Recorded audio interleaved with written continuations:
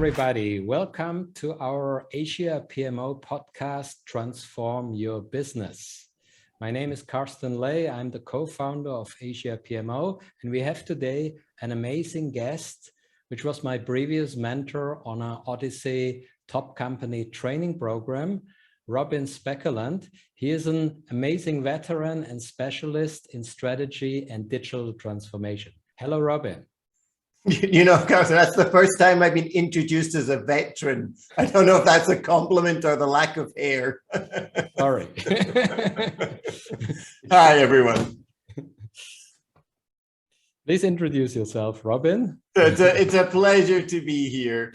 I'm a specialist in strategy and digital implementation, and I live in Singapore, where I've been for almost 30 years. And I came here in the early 90s when it was still very much an emerging market and not even yet recognized as a developed economy. And I was working with Citigroup as a regional VP for Asia Pacific.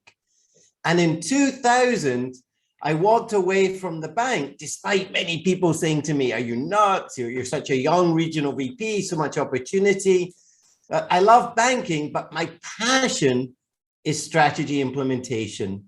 And at that time, 21 years ago, almost everyone taught strategy and hardly anyone was looking at implementation. So I started the first of three companies, which was Bridges.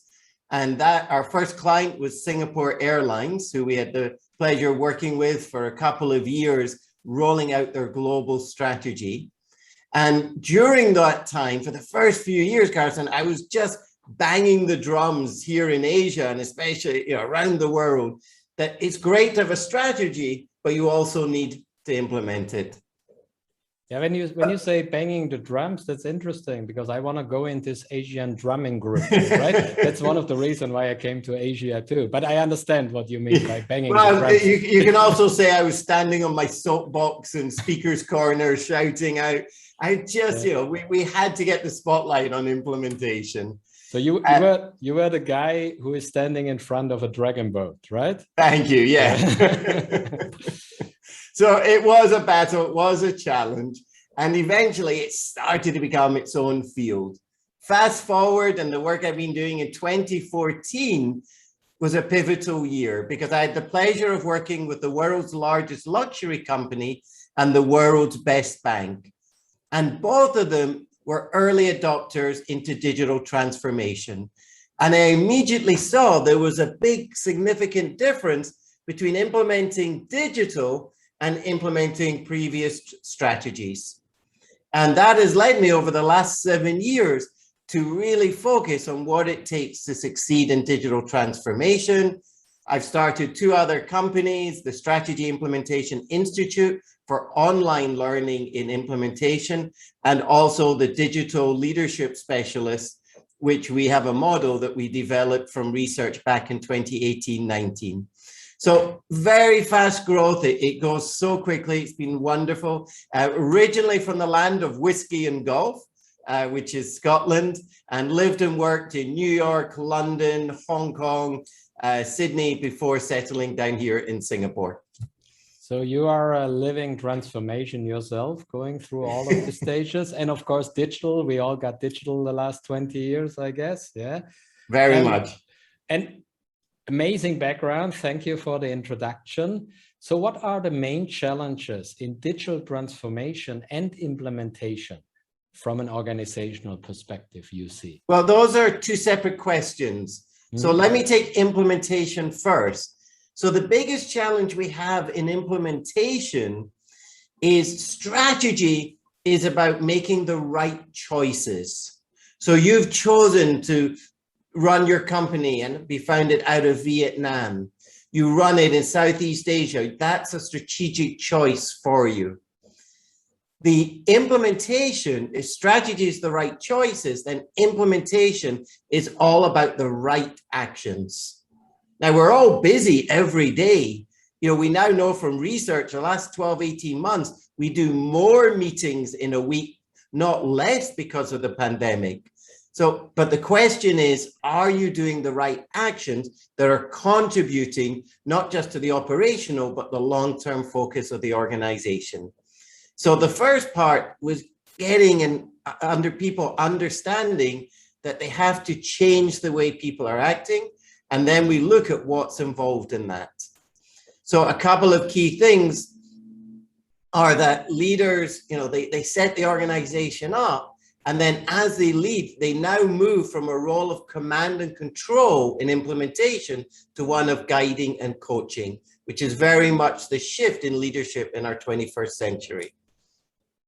Why did I take implementation first? Because when you look at digital transformation, there are two sides to it. The technical side, I call it, T squared. You've got the technology, which makes up the digital, and it's coming to an understanding. Which is the right technology for your organization? Where is your CapEx, your capital expenditure going? Where are you investing that's going to provide the best customer experience? So as you look at AI, blockchain, data analytics, as you start to use different tools and different technologies, this is where a lot of your initial investment comes, but it's very much focused around the technology and then increasing your cadence by using Agile and DevOps. On the other side is the transformation, and that falls into very much the implementation side of the business. And Carsten, I'll give you an example. One of the questions I ask leaders when I'm remotely or presenting in person these days is, what is digital transformation and why is it failing? And almost all the time, they will answer on the implementation side, the transformation side. Very few recognize the digital challenge. So we've still got massive learning and improvements to make on that side. So you said it's about the choices, right? It's the choices on the action. Now we have a lot of choices on the tools. Yeah, I come more from a CX side, so I'm not so impressed with AI yet as a user, especially every time I book on booking.com in a location, 2 weeks later, I get recommendation in the same location, which is a little bit strange because I will not go to the same location. You're right. I mean, maybe it's even not AI what I say, but you get me, right? As a user, I buy something on Lazada and the same product pops up again and again, and it was a phone. I will not buy within 2 weeks another phone, right? So yeah, but hang on, aren't you ex-Lazada? I'm ex-Lazada, yeah. But it was just an example, right? You have to get in touch with your old contacts, your old colleagues. Yeah, that's a good point. So I think the digital side can be still very overwhelming, right? There's a lot to do. I mean, AI, chatbot, whatever. We are living in Vietnam. That's where chatbots is still not so common. Singapore is on a different level, customer side. So there are a lot of choices to do on the digital side. And then you say it can break down in the implementation side, which is more probably an agile internal issue because you don't develop fast enough, you don't get the results done, you don't get the sprint cycles done. Or is it also because of the customer adaptation where the implementation fails? No, great question, Carsten. Thank you. So let me step back because in 2018, 2019, we interviewed 1,847 leaders across North America, Europe, and Asia. So able to give you from our research, the white paper we published, as well as our more current research from 2020 under my other company, Bridges. We found top 3 reasons why digital transformation fails. The first one is that, as you've been saying, it's not about tweaking, putting in a chat box or updating your app. It's a whole business model transformation. And recognizing that every part of the organization has to be aligned and driving towards this transformation. It sounds obvious, but we work with companies in Africa, in Europe, in the US, who are still struggling because they don't have a unifying, not uniform, but unifying purpose. So one of the examples I'll give you early on, I know you're going to ask me about the book as well, is DBS came up with one of the best digital purposes that aligned the whole organization. They identified that nobody wakes up in the morning to do their banking. And at the time, 7 years ago, banking was painful. You had to get in your car, drive down to your branch, find a parking space, walk in, find the right form to fill in, stand in a line. And that was just to get to speak to somebody from the bank. Of course, today we do it on our app. So making banking joyful became their digital purpose that moved them to be the world's best bank. It aligned and drove them. So the first of the three reasons is recognizing it's your whole organization. And in the bank, it wasn't just the front, the service, or even the operation. Problems were solved by legal and compliance. And HR were one of the first to adopt and bring in their own people to do their coding. Audit were one of the first teams to adopt Agile. So it happens across the organization. The second key thing I'll emphasize is that it's the culture. We go from cubicles to Agile, and you, I know, practice yourself and help people with scrums and using Agile. And it's critical that the culture changes. We've got to blow up the bureaucracy. You can't go on a hackathon and then have to run around the company getting approval from people, sign off and asking for budgets. So very much the culture has to change. And the third one is the leadership mindset.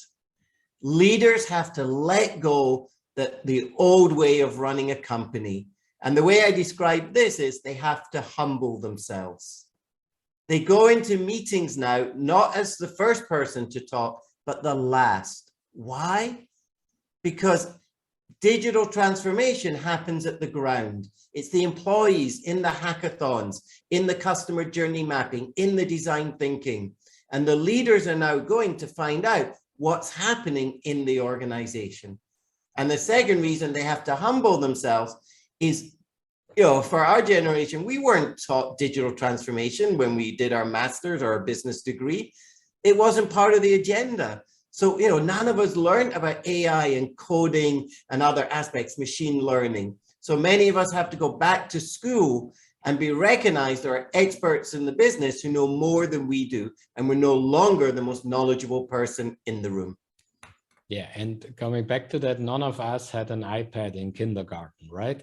Absolutely, it's also an intuitive learning what the kids have nowadays, right? Or the generation Z, right? To grow up with all these tools naturally, yeah? What you mentioned is very important. Do people enjoy banking? Yeah, the answer is often no.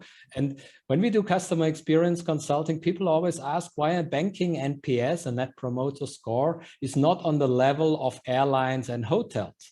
Because of course you rate the experience. How do you like to do that or not, right? And yes. Going to the dentist can never have a high satisfaction rate like booking a nice hotel weekend somewhere, because you don't do that, right? But of course you can make it enjoyable. And I think this purpose is fantastic from DPS, yeah? That you really have to have an enjoyable banking experience, yes, yeah?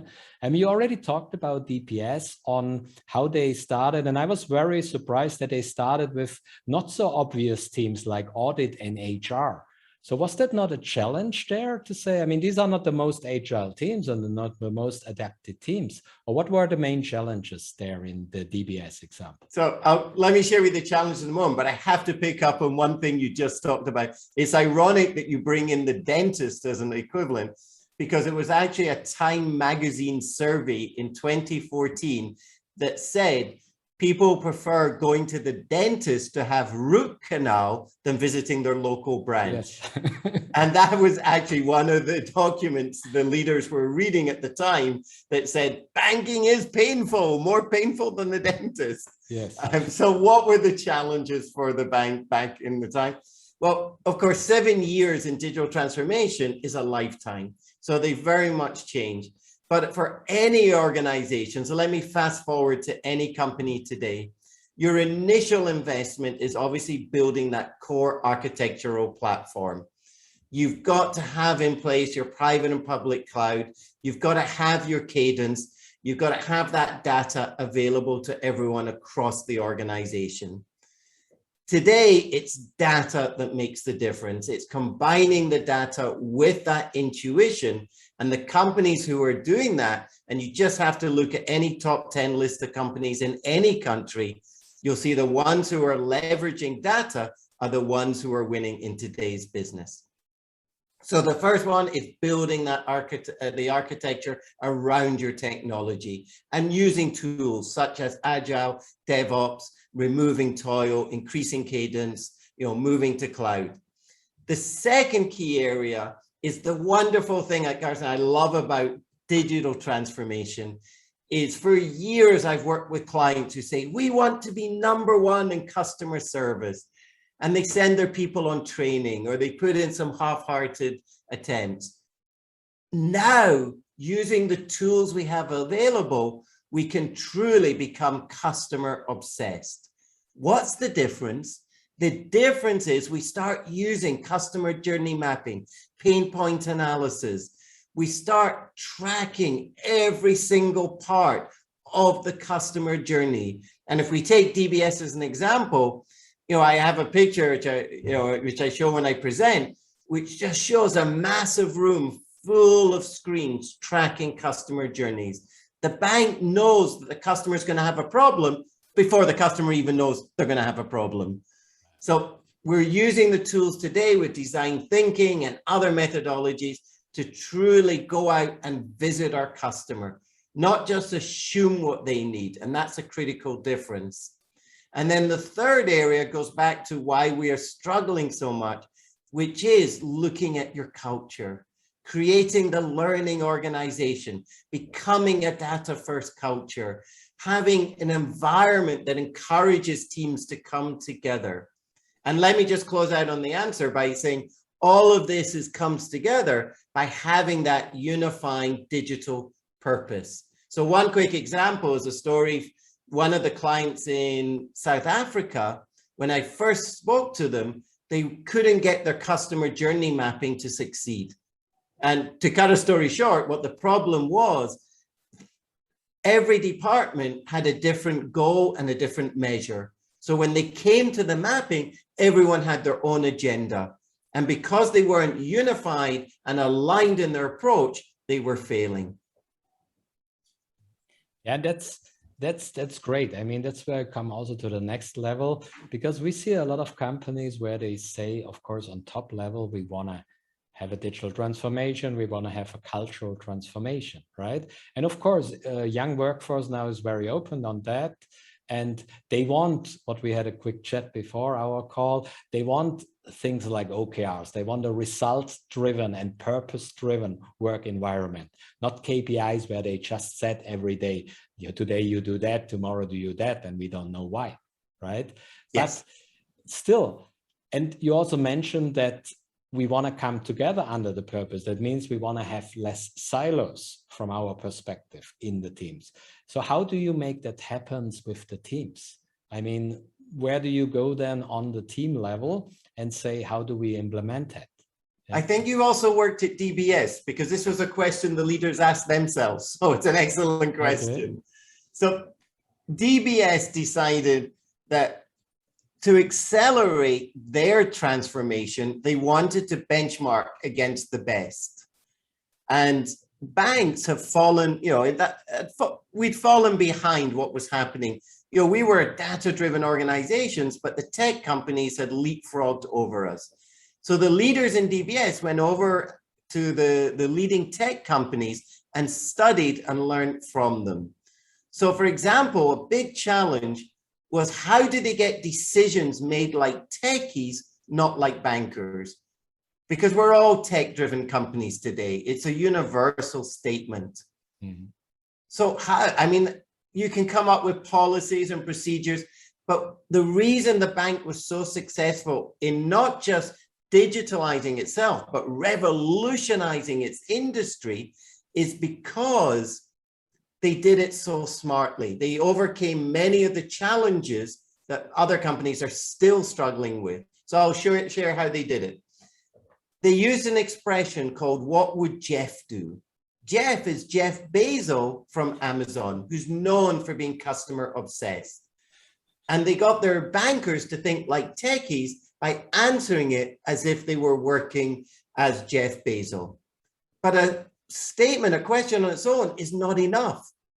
So they also visited, and from the best practices from all the tech companies, they created the mnemonic Gandalf. So Google, Amazon, Netflix, in the middle is DBS, LinkedIn, and Facebook. So Gandalf is, of course, from Tolkien, the wizard, that gave it an inspirational feeling of the best practices. And even to support that, they also had then the 5 stages of their whole transformation within the technology that they went through. So they used different techniques and models that brought it alive and made it exciting for employees to become engaged in it. And I mean, what I like, and that's amazing, that they benchmark outside their industry. I think that's also a shift we see the last 10, 15 years, that we can, more and more companies say, okay, we don't want to be a bank. We don't want to be like the dentist. We want to be like Amazon. You're not saying you want to be like another bank. Yeah. And I don't know anyone who said we want to be like a dentist yet. Not yet. Okay. Depends on the dentist. I couldn't let that one go. Okay, let that one go. Yeah, we won't cut it out. Don't worry. Good one. Okay, no, but it's great that they benchmark outside and they look more on role models who are value driven, who say you have the customer experience value, or who have the value to translate tech to the people, and not only in the own sector, right? Because if I can add on to that, it wasn't just that they benchmarked, it was how they translated it into the business to make it come alive, to make it exciting for everyone, that then aligned everyone towards their purpose of making banking joyful. That was what was significant that I highlight in the book, The World's Best Bank. So that you mean they have then, in order to bring that alive, they build experiences like Amazon and Facebook, internally, externally. They measure on similar things, like on similar customer centric. That's how you mean how to bring it alive? Or yeah, so they shifted their corporate scorecard. So the CEO, a gentleman called Piyush Gupta, he introduced that 20% of the scorecard was dedicated to making banking joyful, so that it was tracked. But let's, on the more emotional side, there was a lovely story last year during the lockdown that many of the workers in Singapore have come from overseas and are working in dormitories. And for them, their habit was when they got paid, they would go to transfer the money physically. So they would collect their cash and physically hand it over and transfer the cash back to their families.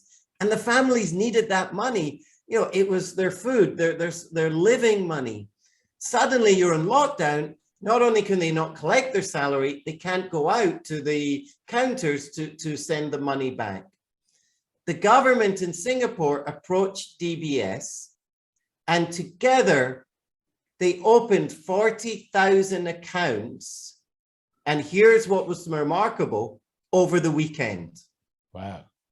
So how they were able to do it, because the ministry had a open API with the bank. So the bank was able, in banking, we call it KYC, know your customer. They were able to fill in all the requirements. And on Monday morning, not only did the worker receive an app on their phone that they could open and use, it was also in 5 different languages, in case they had issues with English, or it was a language that suited the majority of them. And it was very easy, in just a couple of steps, for them to learn how to use the app to then send money. Now, no disrespect, but this segment of the market had not previously been a focus for the bank. But as Piyush, the CEO, said, it was all about the last mile. It was about supporting the community, people in need, and doing what we could do to help. So the technology, there is some wonderful impact and positive sides it's having for us. And many of these types of stories are what I share in the book. And this is amazing, because you have a very fast customer-centric rollout, right? I mean, you do it for the customer. There was nothing about margins and strategical thinking of the bank, because you do it for the society. Do you do it for the customer? You do it because it's right. Yeah. Yeah. And the bank, yeah. Sorry, please go on. And internally, you have the effect that you can steer a bride of the people working for the bank, right? They said, we are not a bank who just make corporation rich or transfer money in and out of Singapore. Sorry to say that, but it's my impression sometimes, right? No, we are a bank who does something for the society and helps people directly and make things happen. And that's the internal culture, right?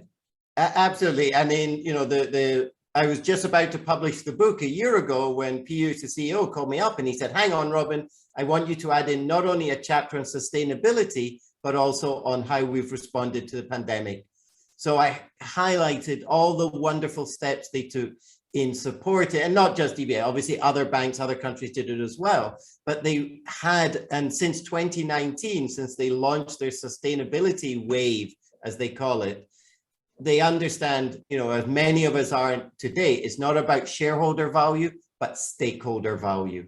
In recognizing we have responsibility to the community we work in, to families, to employees, as well as to the shareholder.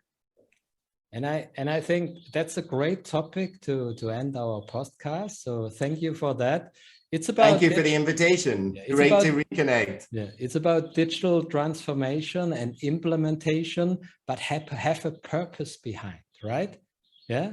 And the purpose for anyone who's interested, you know, World's Best Bank, they can order the book on ebook, audio, hardback, paperback. Just, you know, you just Google World's Best Bank, you'll find it easily. Yeah. And as we learned, it's not just a pure banking book. So there's a lot in it.